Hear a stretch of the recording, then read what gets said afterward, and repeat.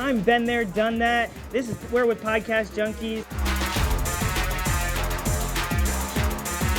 Been there, but I have not done it yet. Yeah, well, this is you doing it. I've been there doing that.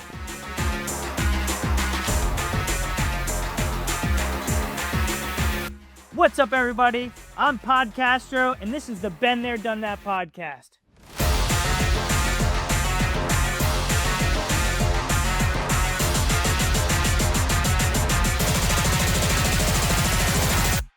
What is up, everybody? Welcome back to another episode of Been There, Done That. You know, your boy Ben. Actually, sorry, let me say that over again. Your boy Castro. Whoa. Forgot to mention that. Yeah, we're now going with full-on Podcastro. I got the shades on. You know, I always, whenever someone comes in here and they record with the shades on, I'm always like, why you got the shades on? Now I got the shades on, and I feel like I understand why. It's so bright in here. It's powerful. Yeah, it is bright in here. Our future is so bright, we have to wear sunglasses. I couldn't agree more. And actually, so now his voice has been unveiled. Oh, sorry. No, it's okay. It's all right. It's fine.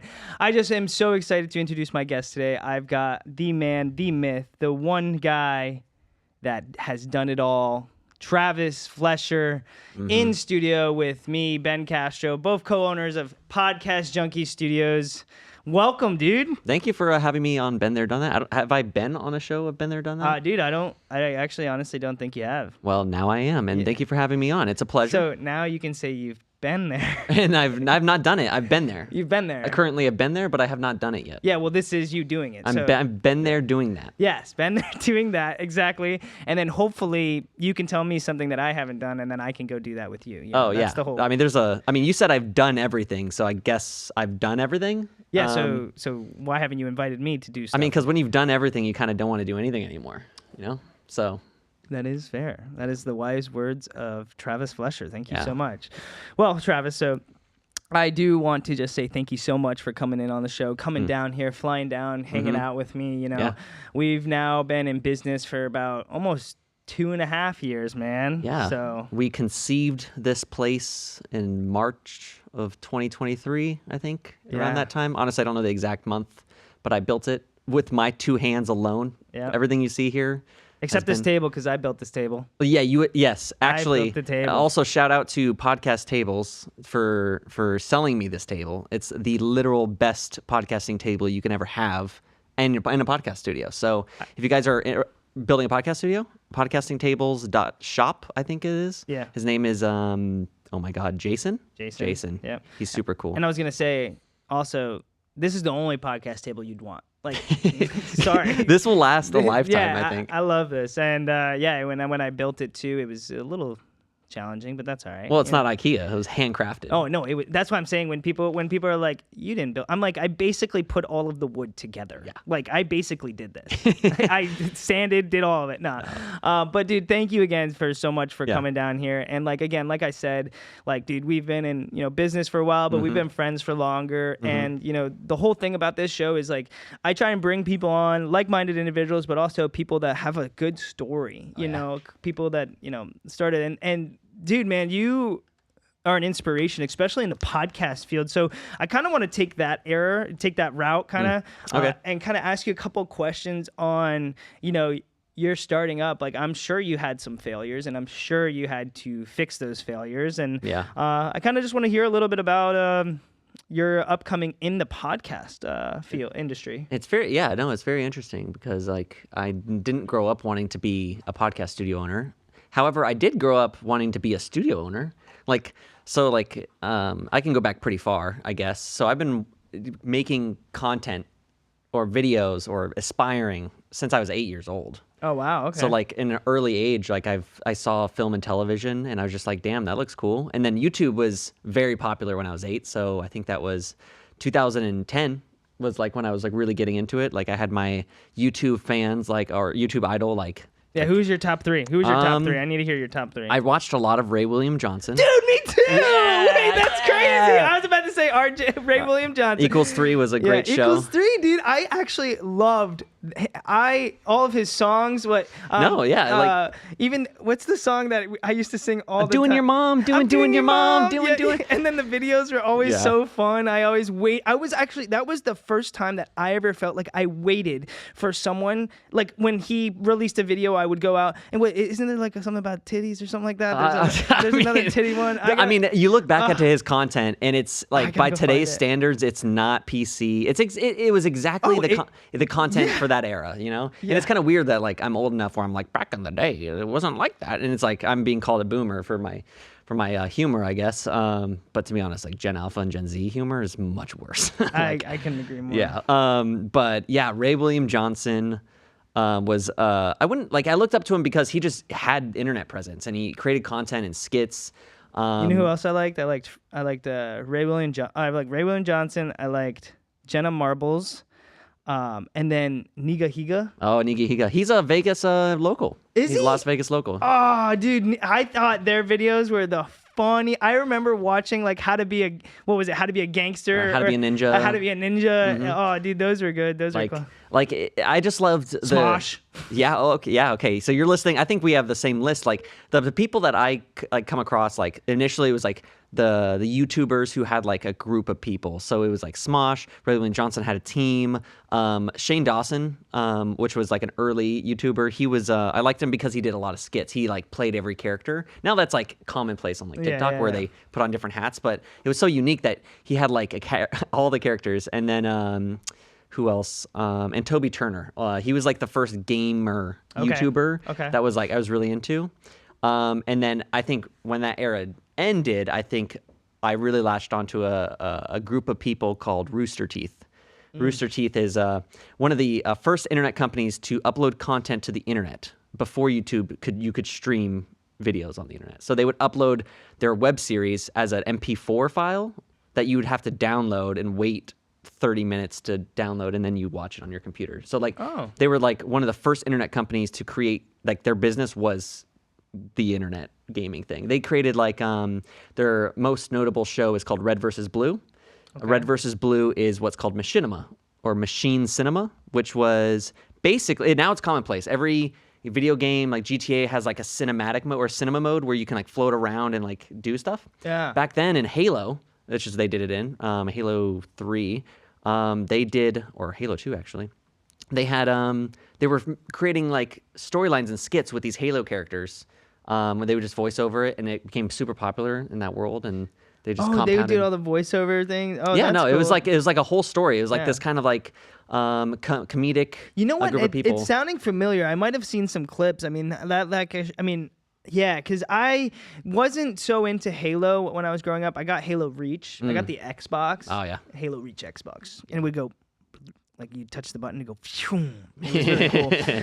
But I didn't get too much into it. But I remember, like young, there were some voiceovers, and I would always be so curious on how those things. Yeah. Now maybe it was.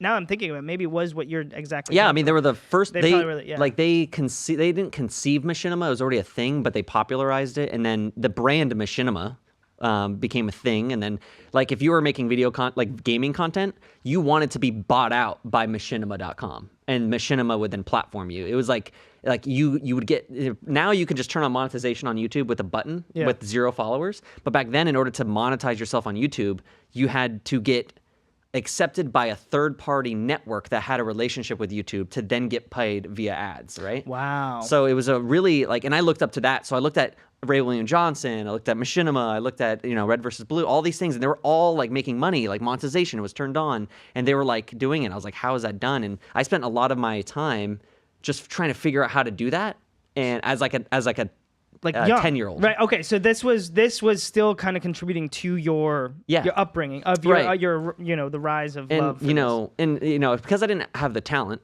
yet, I started via emulation. So like I saw that they had tight brands, they had consistent across the board, they had merchandise, they had a website. So I learned web development, I learned graphic design inadvertently. It wasn't like I looked up graphic design, I didn't even know that word existed. I was just like, how to make logo, right? How to do this, right? How to make video, how to make channel look good, right? And this was before AI, which, you know, if I was a kid with AI, I'd be unstoppable. But Like they are like now. I had to figure out, I didn't even know what to Google. Like I didn't know the terminology to Google to get the job done. So a lot of my time was just spent doing half-baked things, and then I would get to near the end or me publishing it, and then it would just not be able to be published because I didn't know how to do that yet. So I have like hundreds of videos and little skits that I just have in the editing software. Didn't know how to export it. I was trying to upload the project file to YouTube, and it was just like incompatible. And I was like, why can't I save my video? And it's like Control S, and it's like, no, it's called export, not save. Yeah, I didn't know that word existed. So it sounds like all of the, like you were learning, you taught yourself all of this. Like, Yeah, I was just- at the perfect absorbing age. Like Yeah. you were just there and you're like, download. Like literally, you were downloading basically all this information to Right. be able to learn. But you're 12 year. It was just Travis. emulation. Like I saw something online, and I was like, I want to do that. Like the lightsaber effect that people did, and you know, like it was like how to make lightsaber effect on Adobe Premiere Pro, and I would look up, and there was a YouTube video from some Nigerian kid across the world who just had a YouTube video on this very niche thing that I wanted to do, and then I would use tutorials. Like it was like that was all I did. So everything in my life, I was so curious about everything, like coding, making video games. Like I just did that. I spent all my time just creating. And now it's like a creator. That's like a title people give themselves. Like whether it's like I make tables, I'm a creator, or I make content, I'm a content creator. Yeah. Like I was just creating. I just wanted to make stuff, and it was all digital. And so I didn't really have like, people saw how affluent I was, and like when I would use like cameras and stuff, but they didn't see my projects. And it was kind of really sad because they just thought I was wasting a lot of time on my computer. Like, but I had created a lot of things that just never saw the light of day. Oh man. So I created so my mom had a business too, and she was an entrepreneur. My dad was a 9-to-5er, like worked really hard. My mom was an entrepreneur, business owner. So I asked her, like, I want to start my own business. She's like, okay, well, you got to start with a logo. And then I opened up Word, typed Junkeez Inc., and then I found a clip art image, and this is OG clip art, right? Oh, I love the OG clip and art. it's like a little smiley face, and I made it. It's totally not like legal, but it says Junkeez Inc. And then it's like, I want to make a clothing brand. So my mom got me in touch with a screen printer that she knew through her brand. Like she had her own merchandise for her own stuff. And I started printing shirts and selling them to my friends as this Junkeez Inc. Brand. You know, I drew it, and then Where did Junkeez Inc. come from? Is that like a, do you like like snooker Snooki? dudes, or No, or it's Snooki? like there's Snooki from Jersey Shore, which yeah, was actually a Snooki. problem. We tried to trademark it, and they said we couldn't because of that. But no, it was that because my nickname was Snooki. So my aunt called me, oh, my little Schnookums, you know? So I just, took that brand instead of... Your new name is now Schnookums, because I didn't know it's that. Snooki, not Schnookums. Schnookums is a pet name for the... Oh, Snooki. It was an evolution. What's up, Snooki? Yeah, you spell it... I mean, you could... If you look Snooki up... Flesher? Yeah, Snooki Snooki Flesher. if you look it up, SHNUKE is my nickname. And if you can find my old YouTube videos, legit right now on YouTube at Junkeez Inc. Productions. Interesting. Or Sync Industries. All right, I might actually have to go do some research on that after this episode. But all right, so so you got inspiration from your mom. She kind of gave you that push, and you had the push, but she gave me said, the permission. Yeah, she was like, "Hey, you should be doing this. Like, why aren't you not doing this?" Well, just think about this. Imagine having a 10-year-old kid who comes to you and wants to start a business. Like was like so like, oh my God, this is the shit you talk about when you're at work. Like, did you hear my son is starting his own business? Like, I can guess how old he is? Yeah, he's 10. He's 10. And it's so funny. What ended my my clothing brand ultimately is that I didn't want to charge my friends $12 a shirt, because I'm like, $12? That is so much money. It costs $6 to make the shirt, right? And I was like, why am I going to take like, I had no business sense at that point. I was just like, we got to cover the cost, but $6 extra, I can't afford that. I'm going to ask my friends to pay $12. Looking back, I'm like, that you can't even get a shirt for $12. Yeah, I was gonna say, man, you were hooking your friends up, Yeah. man. And do any of them still have that shirt? My aunts and uncles do. And I had like a huge box of them that I just never sold. Because I had to have all the inventory. I had to have like 3 sizes of each design, and then I had a spaghetti strap one, a t-shirt one, a hoodie one. Wow, I love this, Travis. Okay, so man, you got inspired at a really young age to kind of get that entrepreneurial step, but also like you had the creative side, and I'm sure you had to be pretty good with people at that age too. Like, I mean, how good can you be? But you had friends, like you had a good family. I mean, according to my mom, like I can't really like, being a child, you don't really understand it. And I even kind of don't now, but like when I was younger, I was a very charismatic kid. Like people would fall in love with me immediately. Like I was the good kid. In my family, I was called the platinum child because the golden child was too low on the totem pole. It needed to be one step above gold. So it was like, like my mom said, like I made friends with everyone instantly. There was not one person I didn't make friends with. Like if it was like the runts of the litter of like kindergarten and everyone hated that kid, I went up to him and said hello. Like that's just who I was. That's why me and Travis are very, very similar because me too. That was like how I grew up. It was like nobody got left behind. Like even if there was a kid over there, you'd look at the teacher, what's going on with this kid? Right. Oh, I don't know. And I'd just be like, okay, well, let me go say hi. Hey, what's up? I'm Ben. Mm-hmm. And then, that's how friendship started. I remember on the bus, that was how, like, when I first moved to Connecticut, and I will never forget this, like, on the bus, I didn't want to sit by myself, right? Because it was a brand new bus, we're going, and I remember looking at 3 guys and being like, hey, can I sit with one of you guys? And one guy didn't look at me. The other kid was like, sure. And the other kid, sure. And they were right across the seat. So we every day they became my good friends because I would sit with one and then the other one I would sit on the other side. So It was like a back and forth anyways. But that was like, I don't know, how old are you when you're taking the bus? 1 year, first grade? Yeah, 5 years old. 5 years old, which is that's kindergarten. Oh, first grade is like 6, but still kind of crazy that you're taking a bus by yourself. No, yeah, it actually was. It was all crazy. I made my first friend. No, not my first friend. I met my best friend in kindergarten. But I remember in 2nd grade, I made friends over chapstick. We're like, we have the same chapstick, like Burt's Bees or whatever, and we became friends. And that was like kind of so easy. Which times went back there like that? Sometimes I'd be like, oh wow, I like your glasses. Yeah, it was just it was like I look back and it's like such a simple life. But so simple, but to get back on the train, like I had my mom who gave me the confidence of like, oh yeah, you need a logo, you need a brand, you need to this, you need to that. So when it came to the clothing brand, it was something that I wanted to do because all of these YouTubers had merch, right? So I'm like, I want merch. Like, give me merch. I want to make something. And then I created this logo, which kind of introduced me to the idea of logo making, right? You got to have a presence, right?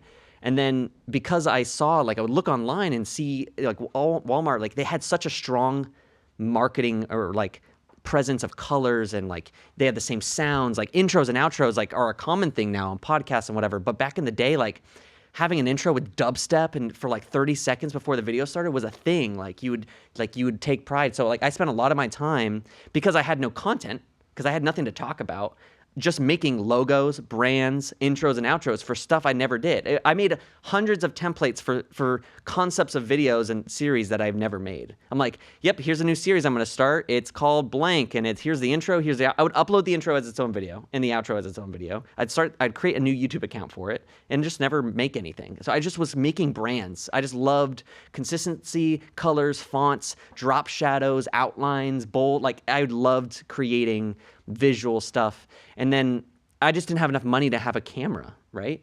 So I got like gifted this is, and my mom was so great. Like if you're a parent and you have the means, is like, you shouldn't tell your kid what they want, what they should do. You should give them the tools to discover what they love. And if they they have to be committed just long enough to know they don't want to do it. Like I did soccer, I did, football, and I hated all that stuff. I ended up just becoming a Boy Scout, and I love that.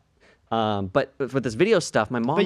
But real quick, you were given those opportunities. Like there was never a like, oh, if you wanted to dance, they wouldn't be like, oh, you can't dance, you have to do football. Well, it's almost like it's I guess how they did it is like 2 things. Either I discovered it myself, and then they tried to like encourage it, right? Obviously, they would never say like you can't do that.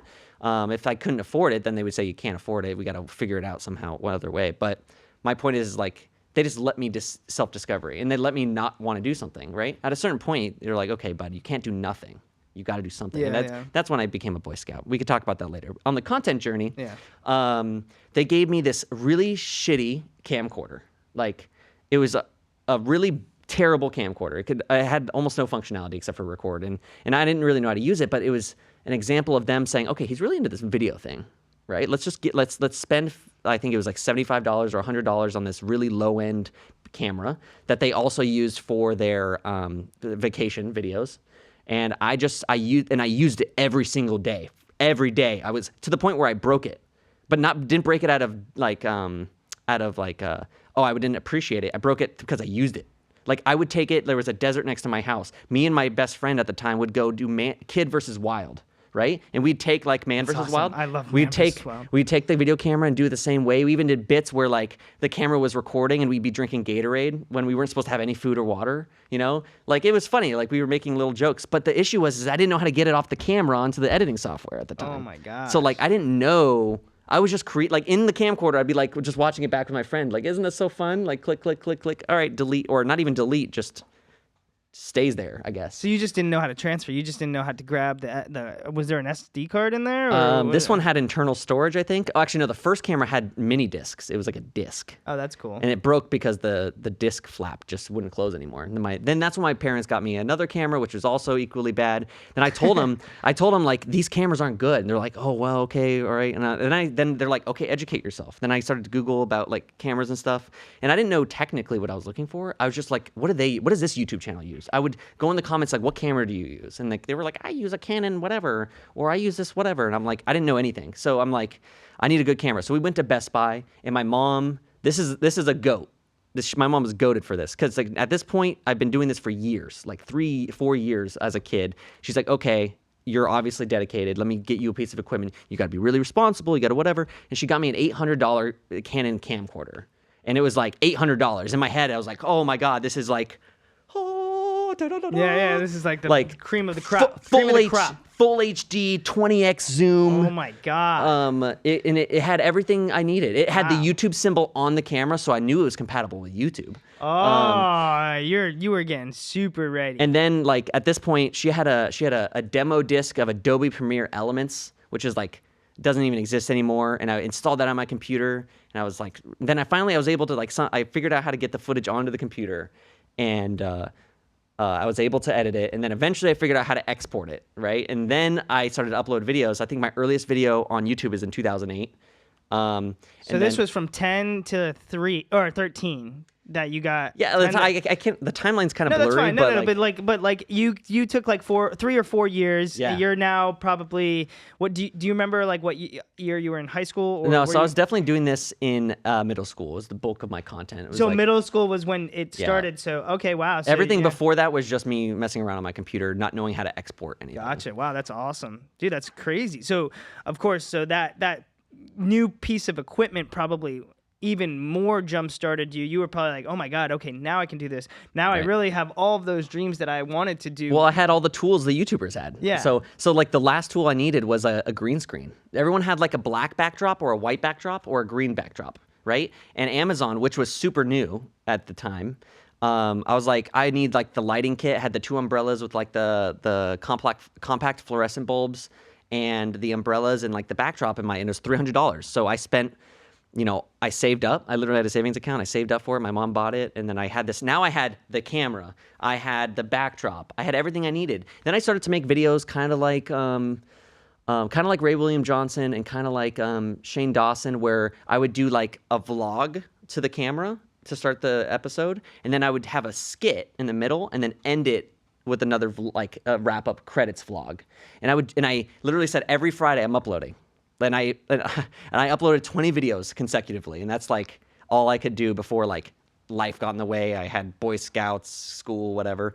Just couldn't maintain it. But like and they were like bad. They're bad. And I said things that are probably a faux pas, but I'm not ashamed of the era. But, well, yeah, and at the same time, like you look back on it and you did it. Like you learned it, you became and now like look, we're here, Jumpstart a couple of years, and you have your own studio. But like at the same time, man, like.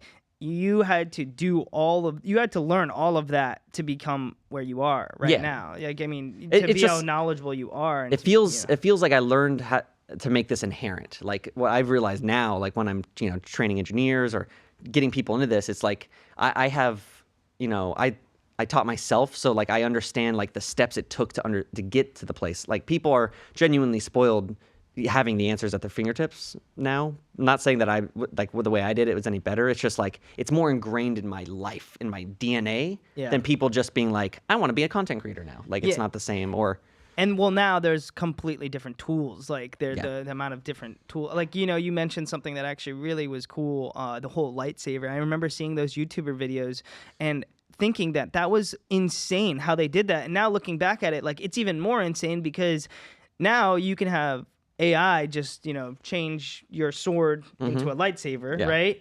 But before you had to, I'm assuming you had to probably track it by frame rate or something, or I don't even know. Like you just have to move the points of lines. Every time. But still, that's the way more work, you know. So it's crazy how technology has really jump started, especially with film and all this content creation. So, dude, I love that story. Thank you so much for sharing that. Like, I mean, it's like a conception that I wish only like my kid could have in whatever he or she would be interested in. Like I hope I can cultivate that organically, because like the only reason why I'm able to get through the really hard days in like any of my businesses is because it's not a job. It's literally a lifestyle. So like it's the hard days. They're just hard days, and I don't feel like I gotta change my life. It's just this is exactly what I'm supposed to be doing. I couldn't agree more with that, because you know my mom really instilled on it. It sounds like your mom did as well. But like, you know, if you do a job you love, you'll never work a day in your life. You know, that statement is really true. Like, you know, I've seen my mom she's been a neonatal nurse for almost 40 years. And I can tell you right now, she loves it. Like she comes home telling me stories. Like there's not ever a chance saying, oh my God, I wish I didn't have, like, it was just always an inspiration from, you know, coming home, having, you know, oh my God, I brought this baby back from, you know, this small to freaking going home with their family. Like, you know. Oh, you mean prenatal nurse? Yeah, she was a neonatal nurse. It's called neo? Yeah, neonatal. Oh, I thought it was just called prenatal. Or the prenatal is before they're born?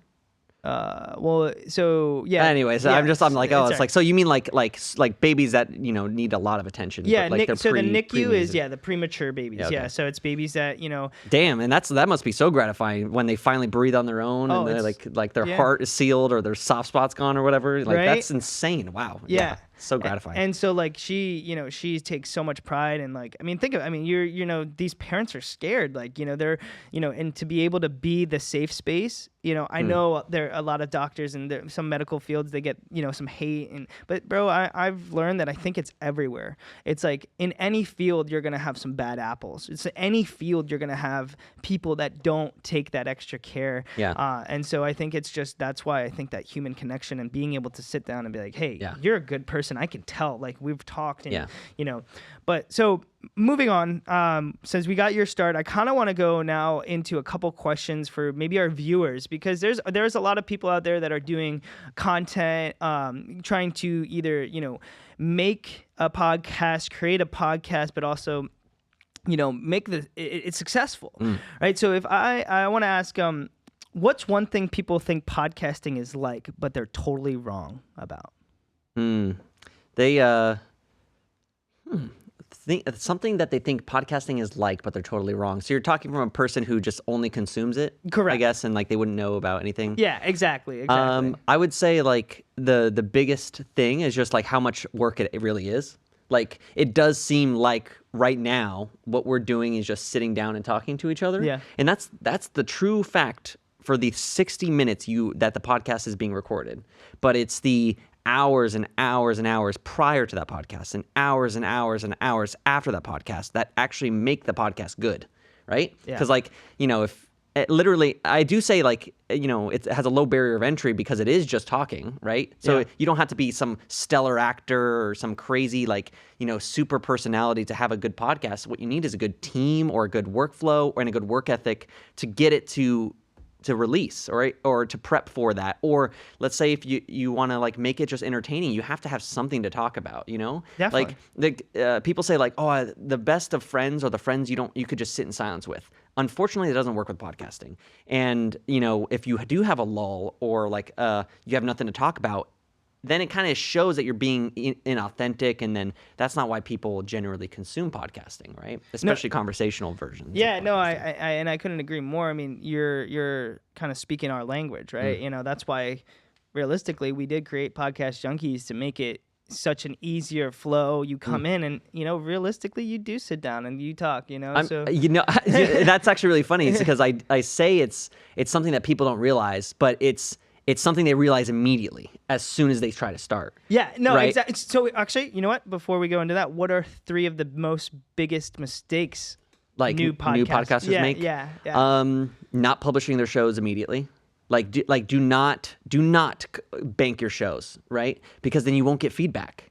Like if you release your first show when you record it, and then next week you film and record your second show, then you're going to get better. If you record 13, let's say you record 13 shows before you release your first one, all 13 of those shows are going to be the same quality in terms of charismatic, workflow, how it's done as the first episode.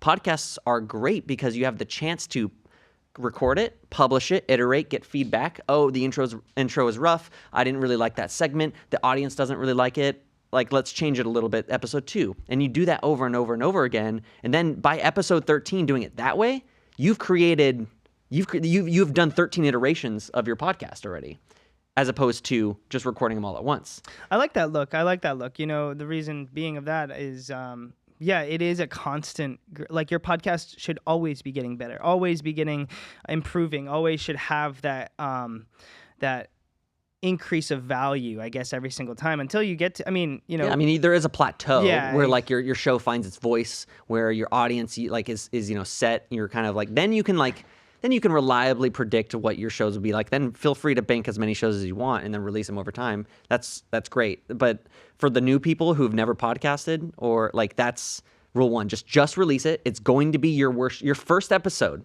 is going to be your worst episode ever. Yeah, just accept that already and know that the second episode is going to be 10 times better than the first one. Yeah. And then it just gets exponentially better until you find your voice, or until you realize I really don't like it. I don't really like talking about movies on my podcast. Let's shift the tone a little bit. Then it becomes more authentic, and then it becomes, it finds its own little niche, and it finds. Yeah, and you said, one of the beauties of being a producer, I think, is seeing that progression, but also helping people find that niche, right? We have that consultation aspect of being do you like doing this? Right. And then they'll be like, actually, no, I don't. I'm like, well, then why don't we try something different? Yeah. Why don't we do a different avenue?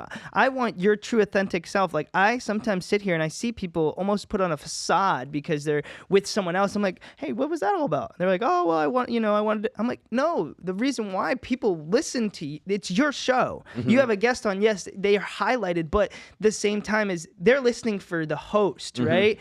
Oh, the host has someone on, right? Oh, Been There, Done That had Travis Flesher on. Damn right. Right? It's more so I'm listening to the person behind the corner, behind the his chair, right? And that authentic you is really, really important. Because I guess it becomes increasingly exhausted to become someone you're not, especially if you're not a trained actor, right? If you're an actor and that's your job and that's what you've done, go ahead and turn it on and turn it off. But if we're talking about the bulk of podcasters and the people who want to start podcasts, they're not actors. So if you are playing a facade, or if you have a facade, or you're playing a character, it's gonna be more exhausting to do your podcast. And generally, we talk people off the ledge of doing a bit, But there's some people who can persevere, and they generally don't. They're so motivated that they never have to have that consultation to be like, I don't really like this. It's just they just keep going. Yeah, no, I've always thought, I'm like, oh. There's some characters that come through this building. The moment they walk through the door, they're wacky, and I'm like, wow, this guy is exactly who he is on. He's a character wearing his shades, wearing his chain, wearing a really cool shirt. They have the meta glasses. They're douchebags essentially. Yeah. I'm joking. I'm just talking about us. But but then they get on the mic and they're exactly who they are, and sometimes they might break character and be exhausted, but that's their grind. Yeah, of course. But we can switch it up. We can change our voices. I could come here. I could do this whole show like this. But after a while, it would get very, very exhausting, and I don't think I could keep it up for that long. You know. So should I do the rest of the show like this? No, please don't. Are you please sure? Stop. Because I could do the That's show. That's not the like authentic Podcastro. All right. Oh, thank you. Yeah. Thank you. All right. So, all right. Well, that was. I think that was very, very valuable to our audience. I think what I want to now kind of shift to is a little bit more of a play, fun kind of questions, and then I'll ask you one final question for to wrap our show up. But Since you actually, I run this studio here in Boca Raton. You've ran a studio over in Vegas as well. I need to hear, can I get like 3 top funny stories or 3 maybe craziest story? I know I'm kind of throwing this at you, but maybe 3 like. I know you want 3, but I know I'll just do. I could do 1. Okay, give me 1. All right, that I know, and maybe I'll think of it as I'm speaking. But okay, so they're at Sticky. So the studio I ran in Vegas is called Sticky Paws. It was like a sister studio to this. It was kind of like it's where I started, and then I developed, and then this building became a thing here in Boca. So at that studio, we had this podcaster who he himself was like, I would say, a pretty normal dude, like nothing really special. But what made his podcast so interesting is that he somehow could get the craziest people on his podcast, like wacky individuals, like just people that have lifestyles that, you would make fun of. And this one guy was on this podcast, and he flew in from the Philippines, or no, it was like one of the U.S. territories, Puerto Rico. Maybe Puerto Rico. Yeah. He flew in, and he's came in. He's like, yeah, I just got off the plane. I'm being here. I'm like, so what's your thing? He's like, I drink pee to be healthy. I'm like, what? He's like, yeah, I drink urine for health, and I have all these reasons why it's good for you. Do you drink your urine? I'm like, I don't. And I'm like, okay, so it's just really insane. And this guy's doing a lot of episodes back to back, so he's waiting in this in our office area as we're doing work, and we just couldn't help but as soon as he said I drink urine for health, every single employee in the back just went and just engaged with him. And and we just needed to understand. We're like, so you drink your own pee? And he's like, yep, I have my own pee. I'm not gonna I'm not gonna ask anyone else to give me their pee, whatever. I'm like, okay, fair. I guess consent's good. Wait, would he drink others' pee? Other people pee? No, he would not drink other. That's not what he did. I'm like, okay, and he has a wife and a child too. And I was like, so does your wife drink their pee? She's like, no, she thinks it's disgusting. I'm like, but you kiss her, right? So you're drinking your own pee, and you kiss your wife and your kid, I guess. So it was just so strange. And he's like, yeah, no, he pulled out a Nalgene bottle or whatever, and he's like, yep, this is full of my urine. I'm like, you want to take a look at it? You want to drink it? I'm like, no, dude, I don't want to drink your pee. And then the story gets to another level. Wait, can I ask you a question? Was the pee after you, was it clear? I don't know. Is he hydrated? Is he constantly just drinking a hydrated amount of I mean, it's pee is a diminishing return, so it just get more and more concentrated every time it goes through your body. So eventually it would be syrup. Well, yeah, yes. But he's hydrating himself throughout the day as well. I'm assuming we offered him water like we do at the studio here, and he didn't drink it. He drank his own pee instead. So I mean, I could only imagine he drinks water at some point.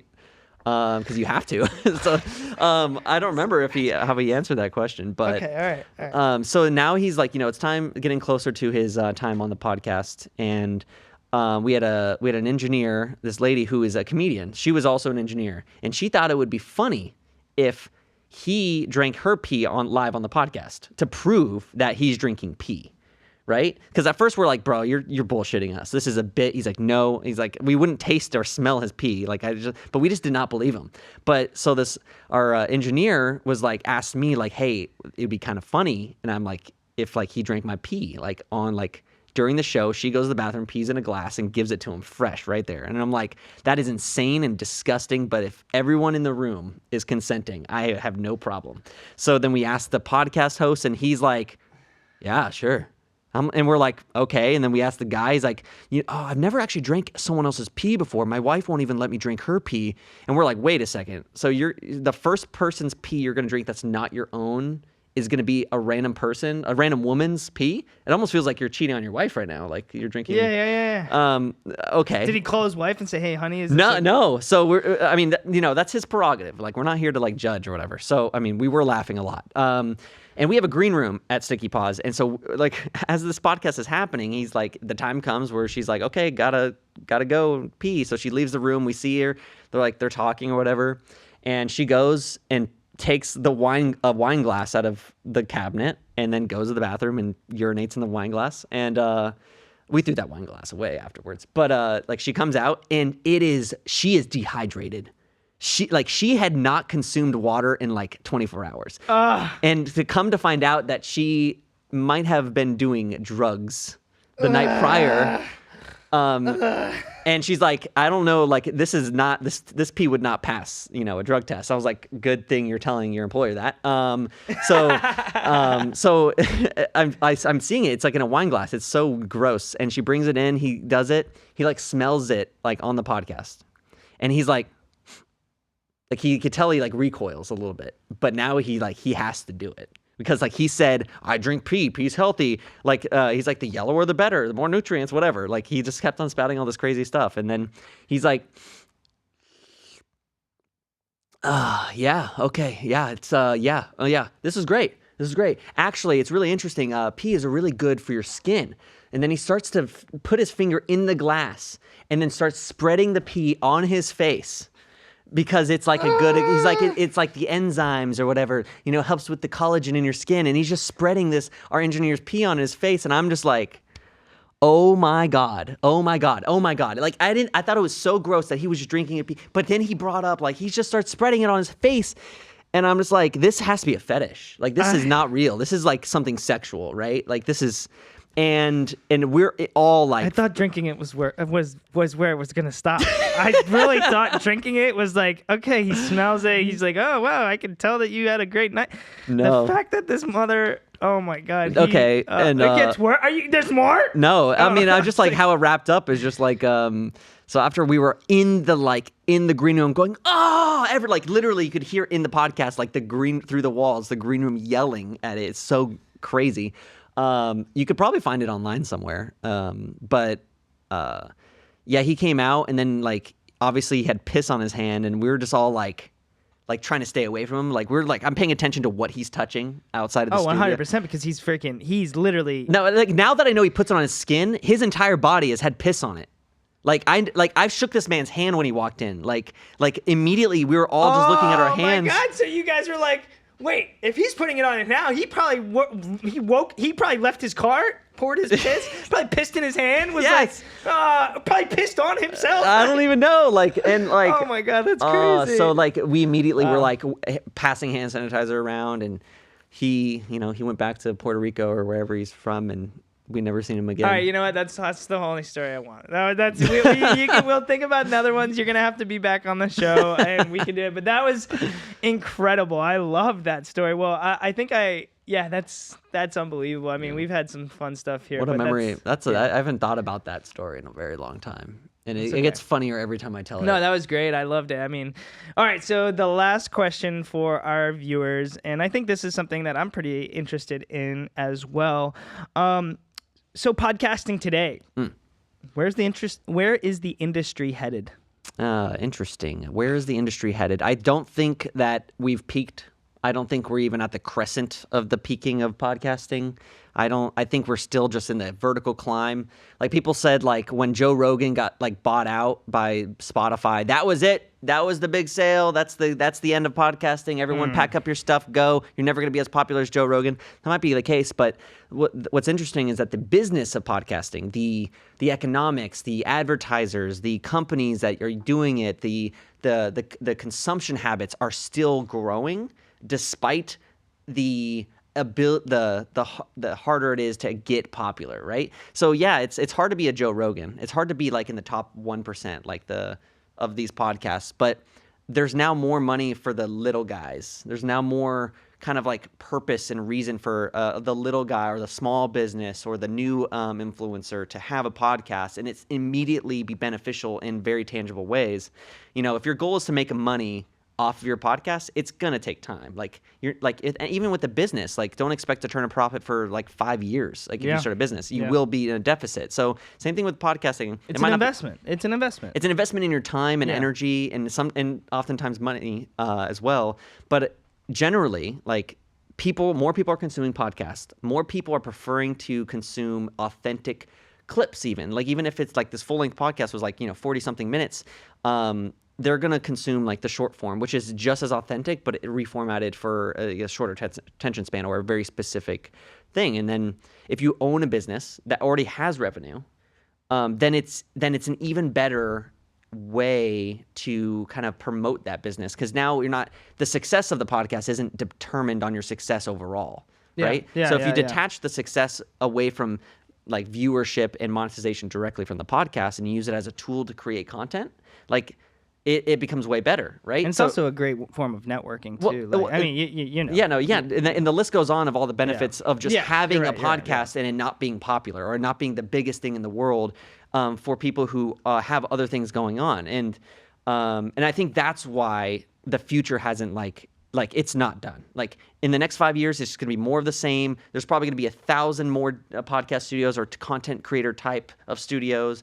And it's just going to get more interesting. I think people are going to start turning the podcasting format on its head. I think it's going to be, people are going to do more interesting things with the medium of podcasting. Yeah, I agree. And I think one thing that if I could give a little advice as well is that I think that especially with all this AI and all this stuff, make sure everything's branded. Make sure everything that you own, everything that you put out there, you know, your face is on it. Of course, we know that, you know, AI can now take your, you know, say things from whatever, but I really think that you got to brand a lot of stuff because in this next era, I guess, there's going to be a lot of content, a lot of stuff going on the internet, but also there's going to be a lot of people trying to take things, you know, that are, you know, and in reality, you got to really brand it or else it's going to be easily taken because, you know, we've got a lot of ways in streaming network, so many different, you know. I mean, I think to that point, I think content in general, it's not podcasting exclusively, but content in general will be,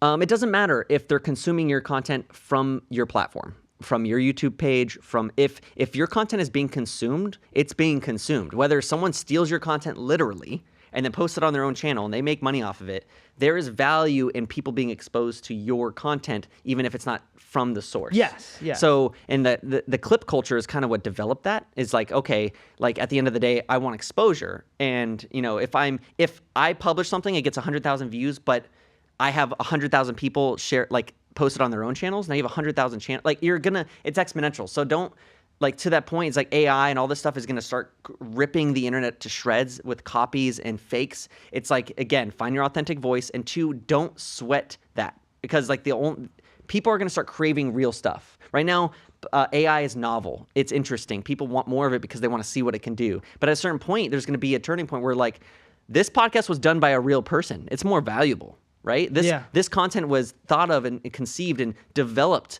you know, over time by real people, right? Call it organic content versus artificial content. That's literally like that's just like food. Yeah, right? Organic versus I mean, that's actually a very cool point. Yeah, exactly like food, artificial versus organic. You know, wow, that was cool. Did you think of that before? I think I've heard a few other people, like creators, like start talking about like the dystopian aspect of future. But yeah, distilled, it's you're gonna have 2 versions, and they're both gonna be entertaining and have their own audiences. But people are going to still crave the authenticity. And as long as you keep that part and you don't sell out to the AI gods, or you do both, you do AI and yourself, you're going to be good.